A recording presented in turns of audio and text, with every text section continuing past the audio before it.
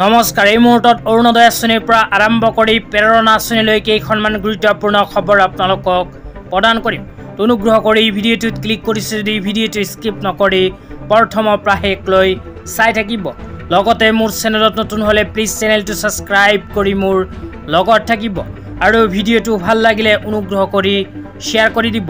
তলত থকা শ্বেয়াৰ অপশ্যনত ক্লিক কৰি ভিডিঅ'টো এতিয়াই শ্বেয়াৰ কৰি দিয়ক।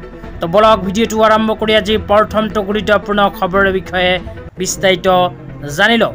আজি প্ৰথমটো গুৰুত্বপূৰ্ণ খবৰ হ'ল অৰুণোদয় আঁচনিলৈ। তো আপোনালোকক মোবাইল স্ক্ৰীনত দেখুৱাই আছোঁ অৰুণোদয় আঁচনিলৈ চিফ মিনিষ্টাৰ অফ আছামৰ ফালৰ পৰা এনেকৈ এখন আপডেট প্ৰদান কৰিছে।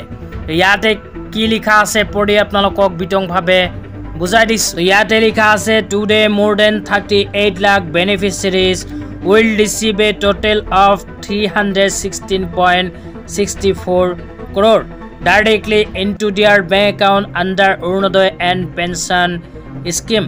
তো তাৰ পিছত আৰু কি লিখা আছে পঢ়ি আপোনালোকক বিতংভাৱে বুজাই দিম। তাৰ পিছত লিখা আছে credited every month this timely financial assistance ensure dignity and support for our women and senior citizen. ইয়াতে কোৱা যে অসম চৰকাৰে ইতিমধ্যে অৰুণোদয় আঁচনি টকা প্ৰদান কৰিছে। তো যিসকল মানুহে যোৱা 10 জুলাই তাৰিখে অৰুণোদয় আঁচনি টকা পোৱা নাছিল সেইসকল মানুহক অসম চৰকাৰে যোৱা 14 জুলাই তাৰিখে অৰুণোদয় আঁচনি 1250 টকা প্ৰদান কৰিছে।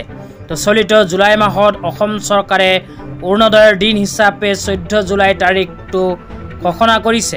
তো আপোনালোকৰ নাম যদি অৰুণোদয় আঁচনিত অন্তৰ্ভুক্ত হৈ আছে তেন্তে ইতিমধ্যে আপোনাৰ বেংক একাউণ্টত অৰুণোদয় আঁচনি টকা সোমাই গৈছে। তেতিয়া আপোনালোকক দিবলৈ আহিছোঁ আজি দ্বিতীয়টো খুবেই গুৰুত্বপূৰ্ণ খবৰ। আজি দ্বিতীয়টো গুৰুত্বপূৰ্ণ খবৰ হ'ল প্ৰেৰণা আঁচনিলৈ।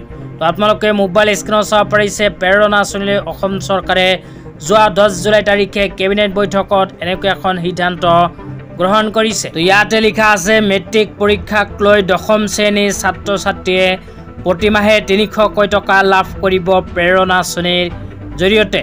এই অভিনৱ আঁচনিৰ দ্বাৰা উপকৃত হ'ব 4.35 লাখ শিক্ষাৰ্থী। তো আজি ইমানেই। ভিডিঅ'টো চাই কেনে পালে নিশ্চয় কমেণ্ট কৰি জনাই